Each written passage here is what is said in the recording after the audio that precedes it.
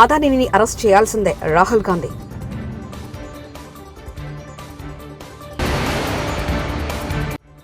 మూడు నెలల్లో విశాఖకు టీసీఎస్ మంత్రి నారా లోకేష్.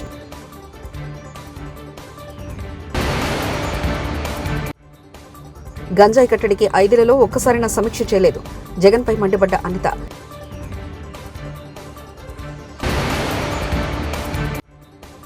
పేదల ఇళ్ల కోసం కేంద్రం కేటాయించిన నిధులను జగన్ దారి మళ్లించారు, సోదరిని యామిని శర్మ.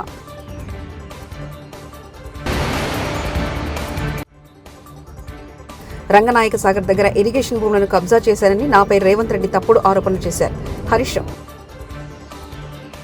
గౌతమ్ అదానీని అరెస్ట్ చేయాల్సిందేనని లోక్సభ ప్రతిపక్ష నేత రాహుల్ గాంధీ స్పష్టం చేశారు. దేశంలో ముఖ్యమైన ప్రాజెక్టులు అదానీకే ఏ విధంగా దక్కుతాయని ఆయన ప్రశ్నించారు. సేకీ ఒప్పందాల్లో జరిగిన అవినీతిని బయటపెట్టాలి. అదానీని అరెస్ట్ చేసి విచారిస్తే సేకీ అక్రమాలు వెలుగులోకి వస్తాయి. అదానీని అరెస్ట్ చేసే ధైర్యం ప్రధాని మోదీకుందా? అదానీ అరెస్ట్ అయితే ప్రధాని మోదీ అక్రమాలు బయటపడతాయి. అందుకే అదానీని మోదీ అరెస్ట్ చేయరు. అదానీ మోదీ ఇద్దరు ఒకటే. అదానీ విద్యుత్ ఒప్పందాల్లో అవినీతిపై అమెరికా కోర్టులో కేసులు కూడా పెట్టారు. దేశంలో మాత్రం ఏ కేసులు లేవని రాహుల్ గాంధీ తీవ్ర విమర్శలు చేశారు. और प्रधानमंत्री यहां कुछ नहीं कर रहे हैं, और मैं आपको बताता हूं कुछ नहीं कर सकते. अगर वो करना भी चाहें वो नहीं कर सकते हैं, क्योंकि वो अदानी जी के कंट्रोल में है. ये मेरा मेन मैसेज देश को ये है. రాయలసీమను ఎడ్యుకేషనల్ హబ్ గా మార్చేందుకు మా కృషిని కొనసాగిస్తున్నాం. యోగలం పాదయాత్రలో ప్రకటించిన మిషన్ రాయలసీమ అమలుకు కట్టుబడి ఉన్న ముఖ్యమంత్రి చంద్రబాబు నాయుడు.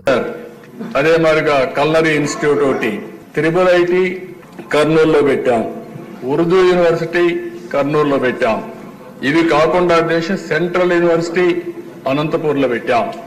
రాయలసీమని ఒక ఎడ్యుకేషన్ హబ్ గా తయారు చేయాలని తెలుగుదేశం పార్టీ ముందుకు పోయాం.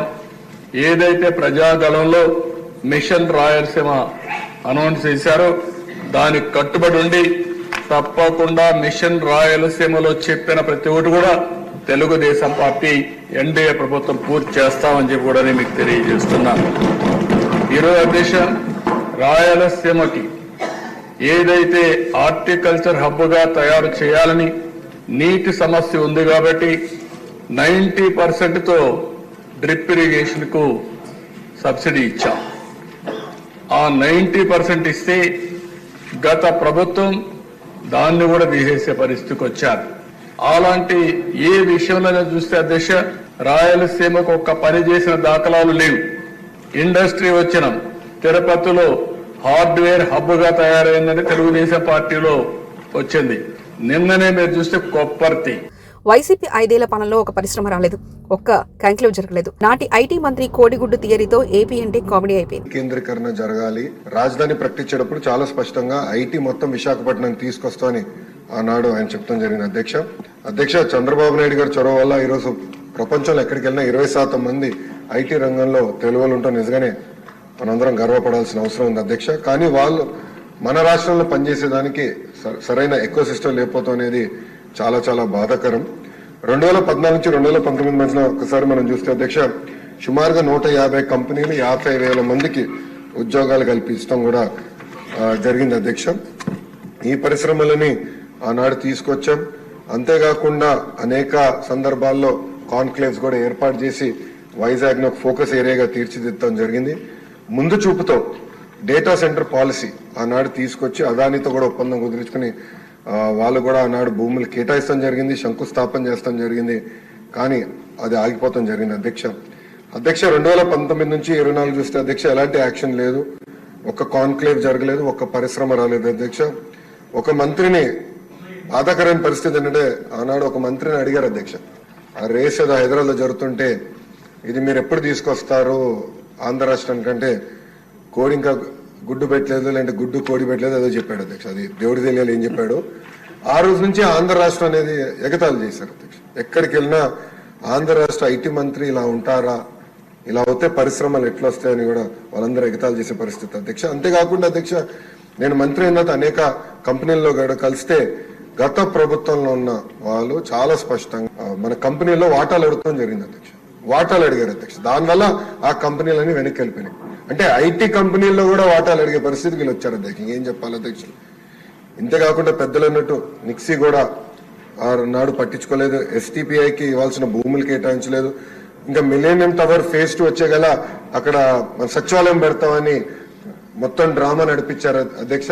సచివాలయం పెట్టలేదు, అలానే ఐటీ కంపెనీలు కూడా అది కేటాయించలేదు అధ్యక్ష. దానివల్ల ఆంధ్ర రాష్ట్ర యువకులు చాలా చాలా నష్టపోతాం జరిగింది అధ్యక్ష.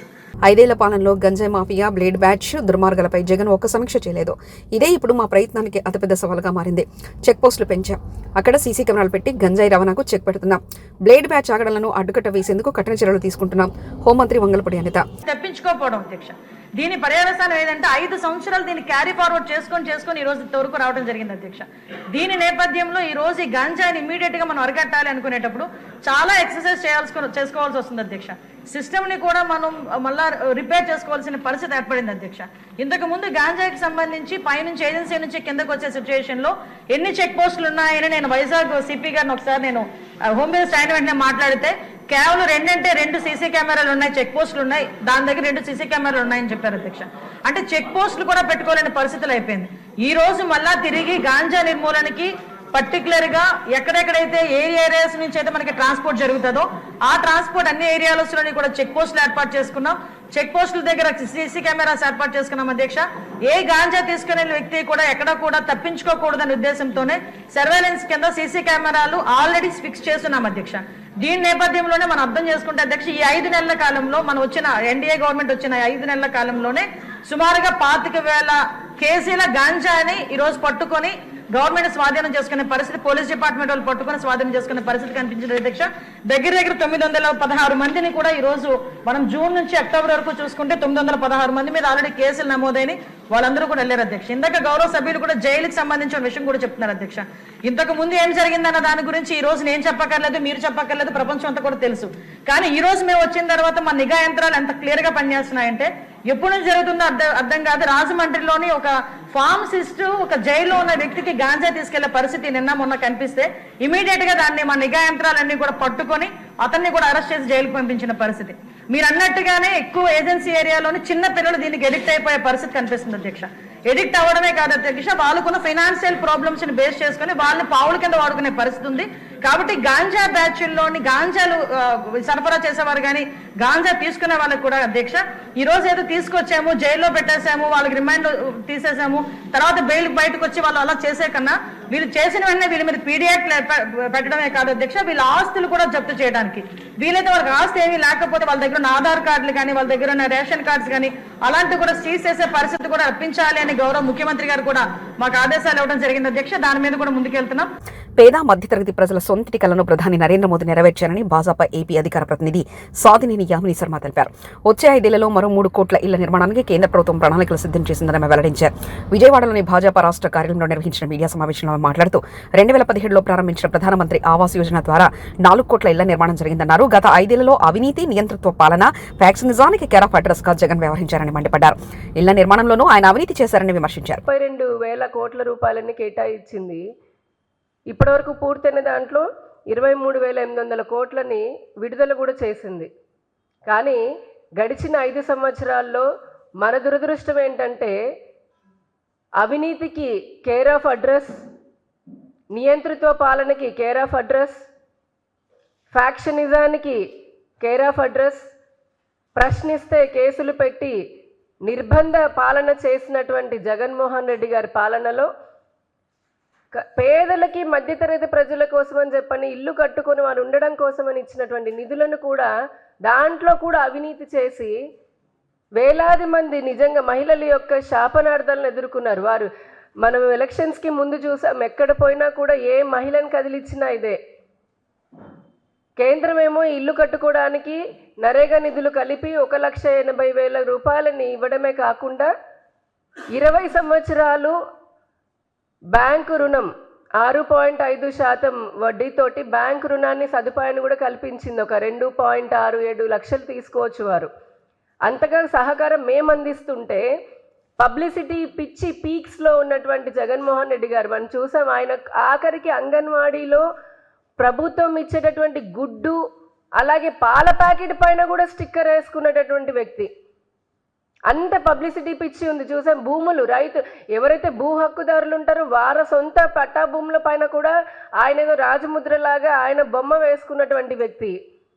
ఈ ప్రధానమంత్రి ఆవాస్ యోజన కూడా వైఎస్ఆర్ అని, ఇది కేంద్ర ప్రభుత్వ పథకం, దానికి వైఎస్ఆర్ అని చెప్పని తగిలించి ఆయన క్రెడిట్ కొట్టేద్దామని చెప్పని చేసిన పనికి కేంద్ర ప్రభుత్వం ఎన్నోసార్లు హెచ్చరించింది.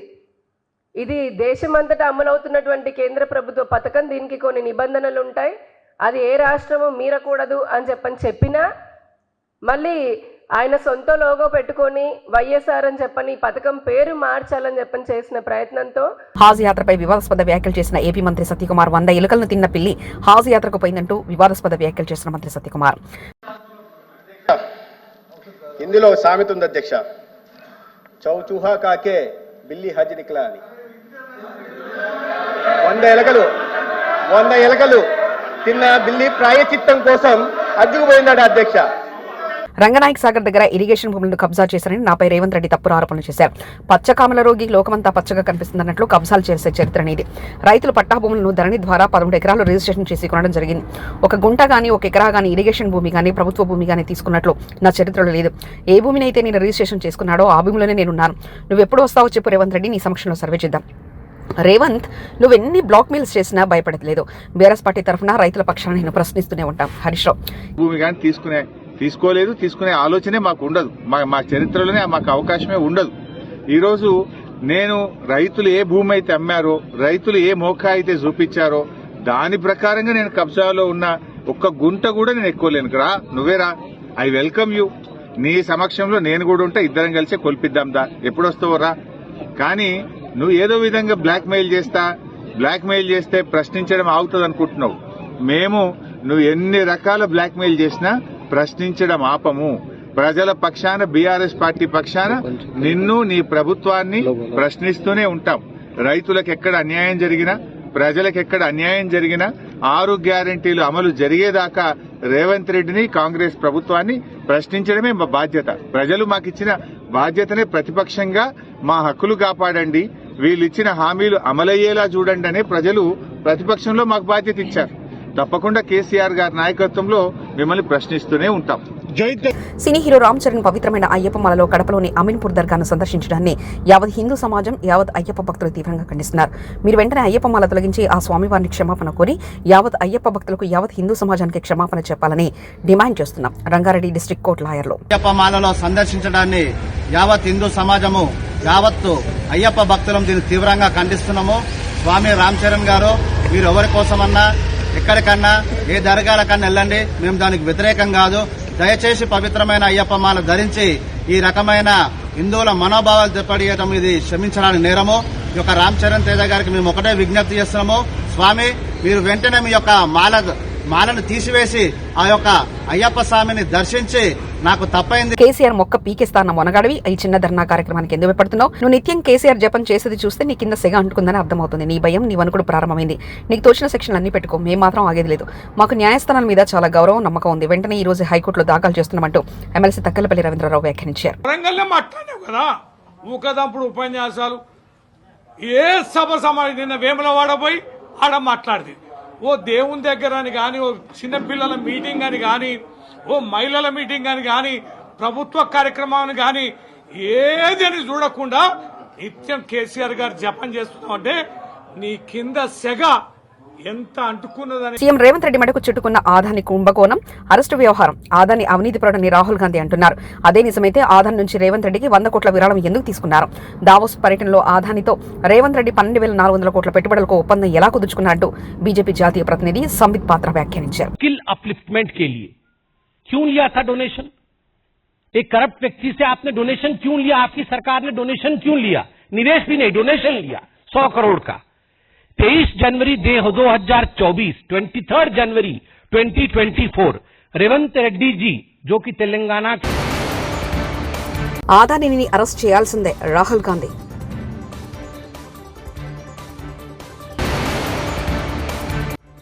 మూడు నెలల్లో విశాఖకు టీసీఎస్ మంత్రి నారా లోకేష్.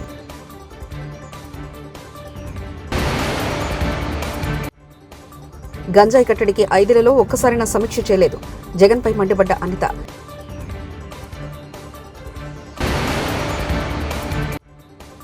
పేదల ఇళ్ల కోసం కేంద్రం కేటాయించిన నిధులను జగన్ దారి మళ్లించారు. సోదరిని యామిని శర్మ.